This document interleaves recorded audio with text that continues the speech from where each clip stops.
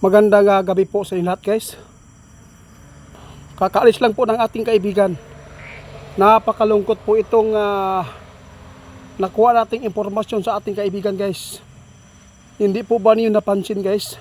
Nung tayo ay sumasalubong ng bagong taon, grabe po ang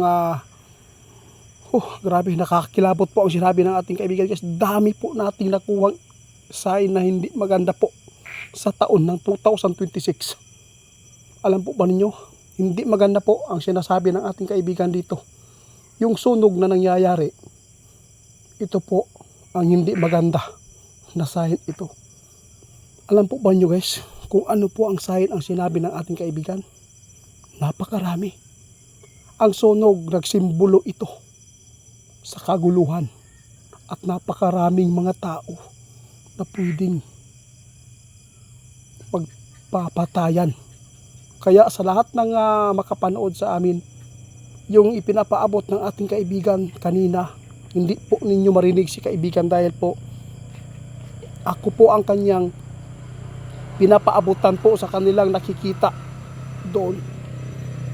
Ngayon, nangyayari po ang lindol. Nagkaroon po ng lindol, guys, na ito ay hinulaan ng ating kaibigan Pitsa 1 ng bagong taon. Ito po ang sign, guys, na hindi maganda po. Sa lahat ng mga makapanood sa amin, nagbabala na po si kaibigan sa lahat po ng tinatamaan po ng mga kalamidad sa Cebu.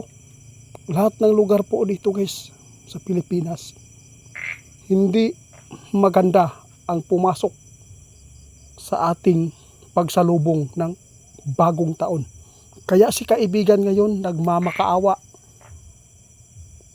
Grabe, guys, may duwindi. Lahat po ng sinabi po niya nangyari. Anong dahilan sa sunog? Paputok. Anong dahilan sa ano pong ipinapaabot ng ating kaibigan sa New Year? Lindol.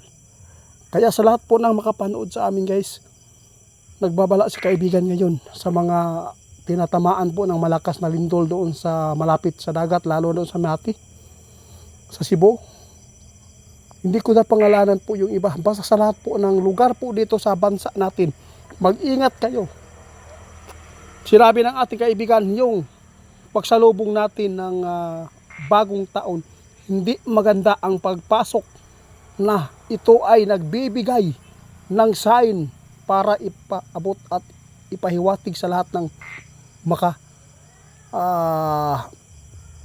dito, yung makaintindi sa mga pangyayari. Hindi normal po ang pagsalubong natin, guys. Hindi normal ang sunog. Hindi normal po ang kababalagan nangyayari. Kalangitan, guys, pinuno ng maraming ibon. Dahil po yan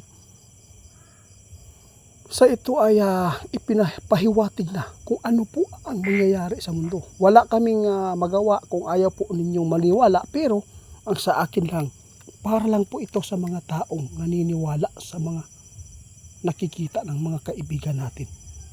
Walang ibang makakatulong sa atin, guys, kundi ang Panginoon lang.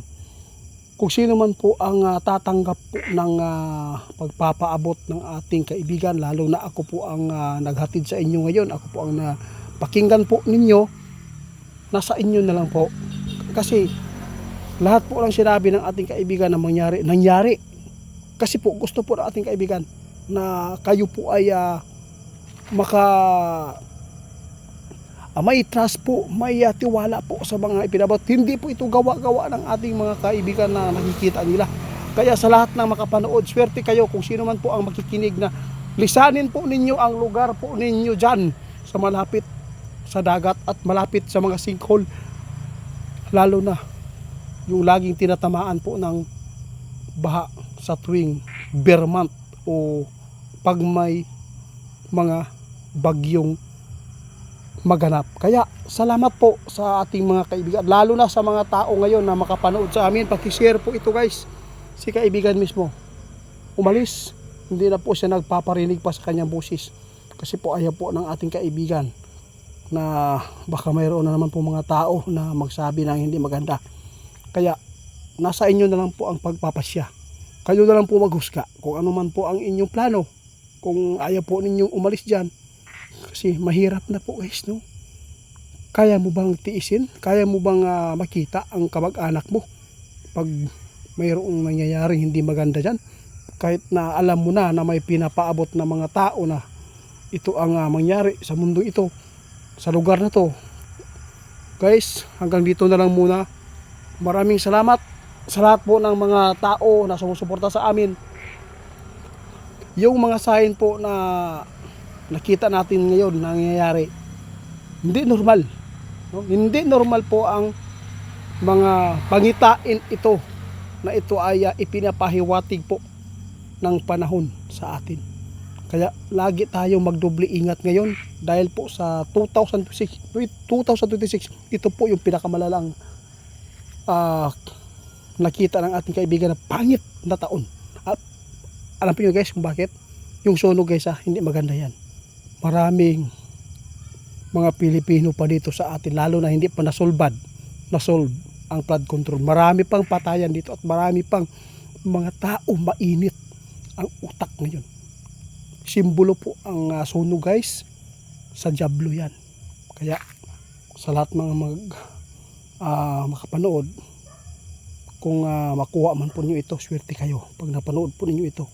Dahil po alam kong makuhaan po ninyo ito ng aral sa pagdating ng panahon na makakasagupa kayo ng tao, no? Iwasan po natin. Salamat po. Happy New Year po sa inyo lahat.